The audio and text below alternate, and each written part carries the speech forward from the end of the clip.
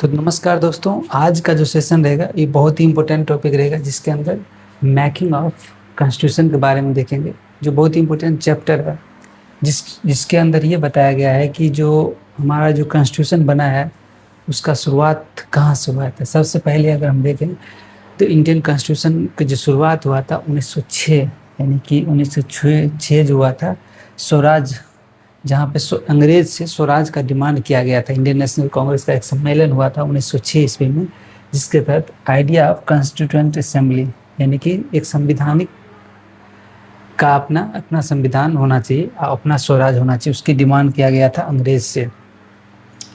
उसके बाद है सेकेंड टाइम है 1934 ईस्वी में, जिसके अंदर आइडिया ऑफ कॉन्स्टिट्यूएंट असेंबली के बारे में उठाया गया था सवाल, put forward for the explicit by the M.N.. Roy. ये खास करके इसके बारे में ज़्यादा जिक्र है लक्ष्मीकांत बुक में, एम.एन. रॉय के बारे में। आइडिया ऑफ कॉन्स्टिट्यूएंट असेंबली में given buy put forward first time M.N.. Roy ने दिया था कॉन्स्टिट्यूएंट असेंबली का आइडिया फर्स्ट टाइम 1934 ईस्वी में, जो बहुत ही इम्पोर्टेंट है। उसके बाद जो है तो उसके बाद ये 1935। चलिए हम इसका पूरे डिटेल में देखते हैं, पेज इसका पूरे एक इसके थ्रू देखते हैं।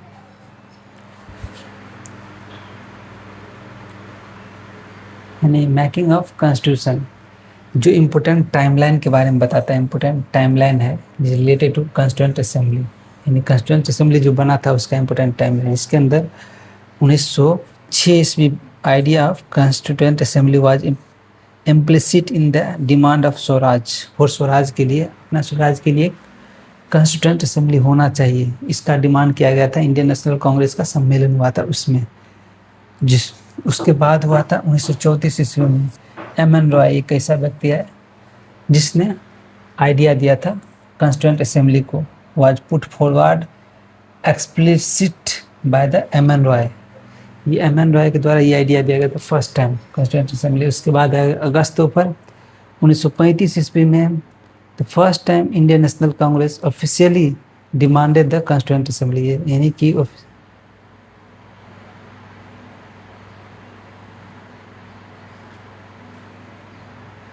कि first time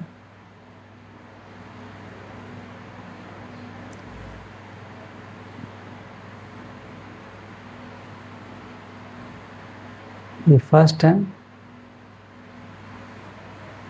first time Indian national Congress officially demand किया था कॉन्स्टिट्यूएंट असेंबली का।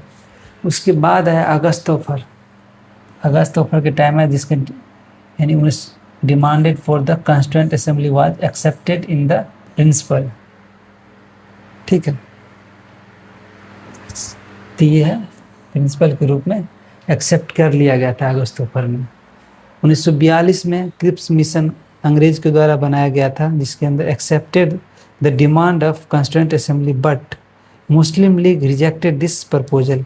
इस कंडीशन क्रिप प्रपोजल 1942 में है, उसमें मुस्लिम लीग द्वारा रिजेक्ट कर दिया गया कॉन्स्टिट्यूएंट असेंबली को, और को एक्सेप्ट कर लिया गया था, लेकिन मुस्लिम लीग ने इसको रिजेक्ट कर दिया गया इसको।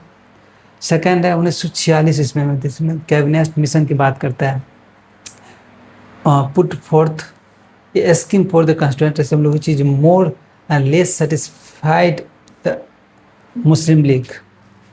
यानी इस कंडीशन में 1946 इसमें जैसे cabinet mission forward for the constituent assembly which is more और less satisfied the Muslim League। नवंबर 1946 इसमें constituent assembly was constituted, पूरी तरह से बन गया था अंडर द कैबिनेट मिशन के प्लान के थ्रू। यानी नवंबर 1946 में कॉन्स्टिट्यूएंट असेंबली का, जिसके अंदर फर्स्ट प्रेसिडेंट बना था यही राजेंद्र प्रसाद थे। तो ये समझ सकते हैं यहाँ से कॉन्स्टिट्यूएंट असेंबली नवंबर 1946 को फाइनली बन गया था कैबिनेट मिशन के थ्रू। और आगे देखते हैं क्या है।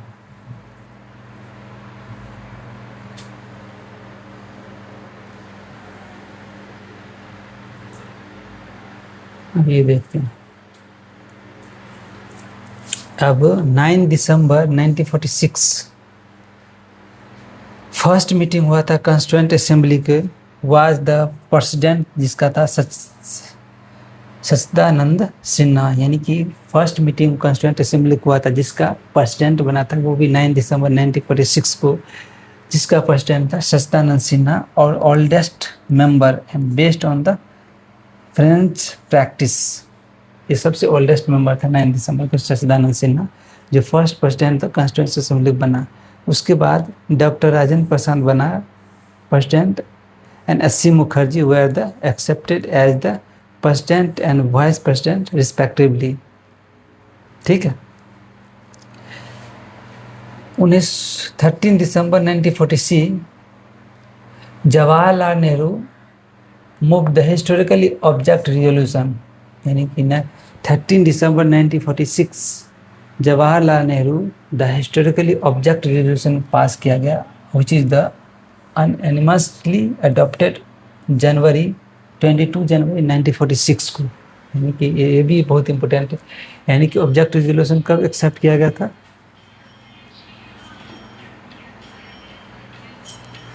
Excuse me 1 minute. नेहा ये मम्मी कॉल सा ले।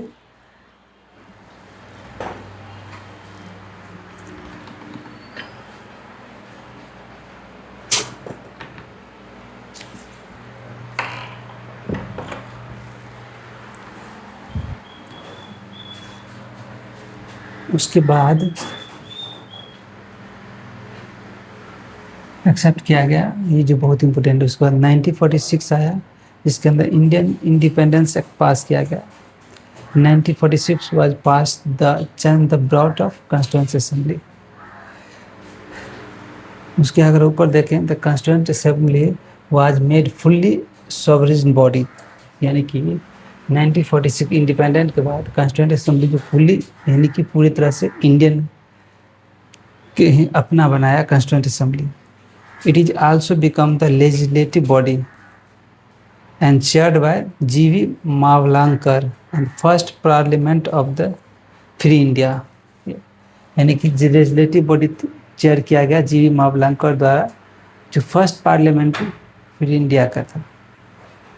उसके बाद स्ट्रेंथिंग वाज रिड्यूस टू 299, इस स्ट्रेंथ को रिड्यूस कर दिया 299 member as a ML member and hailing from the area including the Pakistan and withdraw। उसके बाद अगर हम देखें तो 26 नवंबर 1946 को the motion of draft constitution was declared as passed। It contained the preamble, 395 article and 8 schedule, यानी 26 नवंबर 1946 को एक मोशन पास किया गया जिसके अंदर कॉन्स्टिट्यूशन को अडॉप्ट किया गया है 26 नवंबर 1949 को। उसके बाद 26 जनवरी 1950 को choose as the date of the commencement of reason Purna Swaraj day was celebrated on the 26 January 1930। क्योंकि ये 26 जनवरी इसलिए चूज किया गया क्योंकि पूर्ण स्वराज डिक्लेयर किया गया था कॉन्स्टिट्यूएंट असेंबली लाहौर में, लाहौर सेशन में, जिसके उसी की याद में इस दिन को डिक्लेयर किया गया। तो ये है पूरी तरह से आप समझ सकते हैं एक शॉर्ट नोट के थ्रू, यानी कि मेकिंग ऑफ द कॉन्स्टिट्यूशन का एक शॉर्ट नोट है। आगे देखते हैं आगे कुछ है कि नहीं। आगे दूसरा चैप्टर है, ये चैप्टर हम ये टॉपिक नेक्स्ट वीडियो में देखेंगे। तब तक के लिए जय हिंद दोस्तों।